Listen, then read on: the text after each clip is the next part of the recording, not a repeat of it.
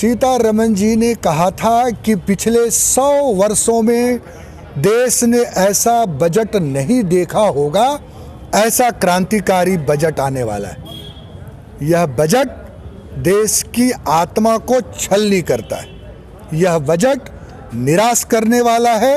यह बजट गरीब, किसान, मजदूर विरोधी है।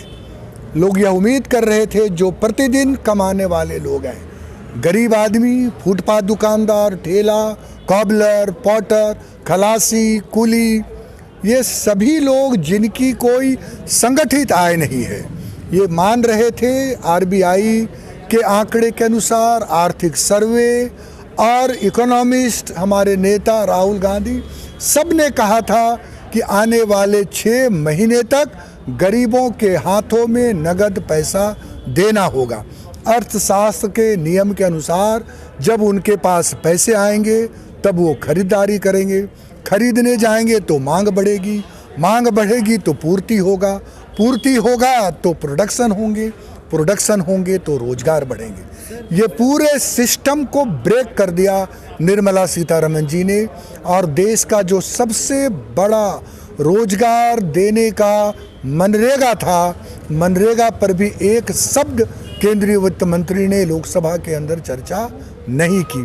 उन्होंने यह भी नहीं कहा कि देश की अर्थव्यवस्था को मजबूत करने के लिए लोगों के जीवन स्तर को कैसे सुधारा जाएगा। सर, इस बजट से आम आदमी को कितना लाभ मिलेगा? एक बिल्कुल लाभ नहीं है, निराश हुए हैं।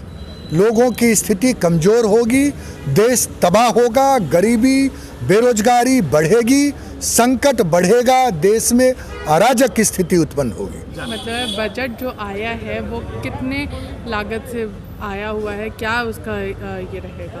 देखिए, लागत और व्यय ये 2 अलग विषय हैं। सबसे बड़ी बात ये है कि आप अमेरिकी डॉलर खरीदने के लिए यहाँ के पैसे विनिवेश कर रहे हैं।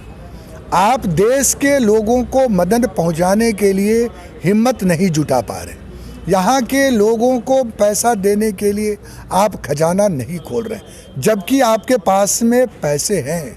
जब तक निवेश नहीं बढ़ेगा, रियल्टी उद्योग आप देख लीजिए, रियल्टी उद्योग क्या है, हाउस बायर्स। 2022 तक प्रधानमंत्री जी कहते हैं कि हम लोगों को घर देंगे। कहाँ से घर दीजिएगा? जब उनको आप छूट नहीं देंगे तो घर खरीदेंगे वो कैसे?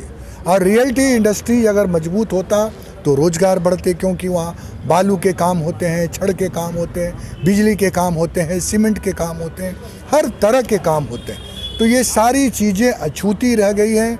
उन्होंने मदद किन्हें पहुंचाया? कारपोरेट घरानों को मदद पहुंचाया। इस पूरे कोरोना काल के दौरान दुनिया में भारत ही ऐसा देश होगा जहां कुछ पूंजीपति कारपोरेट घरानों के आमदनी में 30% का इजाफा हुआ है। सर, कई संस्था की जो है निजीकरण की जाएगी, कई संस्था की निजीकरण की जाएगी, इस पर आपकी क्या राय? बिल्कुल गलत है। अपना करें, अपना बनाए। जो हमारी 70 वर्षों में जो नवरत्न कंपनियां थीं, उस सब को निजीकरण और बेचने की दिशा में ये सरकार आगे बढ़ रही है। एक इंडस्ट्रीज उन्होंने आज तक खड़ा नहीं किया। जो हमारे मुनाफा देने वाले उद्योग घराने, उस सब को बेचने का काम ये केंद्र सरकार कर रही। आप देखिए, रेलवे, एयरपोर्ट, ONGC, ये तमाम ऐसी संस्थाएं हैं जो देश की लाइफ लाइन है। उस लाइफ लाइन के साथ केंद्र की सरकार ने जो है वो निजीकरण, अपने खरबपति मित्रों को लाभ पहुंचाने का। इतना ही नहीं, इस कोरोना काल में 200 खरब रुपए पेट्रोल और डीजल के उत्पाद शुल्क में इस सरकार ने कमाने का काम किया। तो ये सरकार का बनिया का काम करेगी या जनता का काम करेगी, एक बहुत बड़ा प्रश्न चिन्ह है।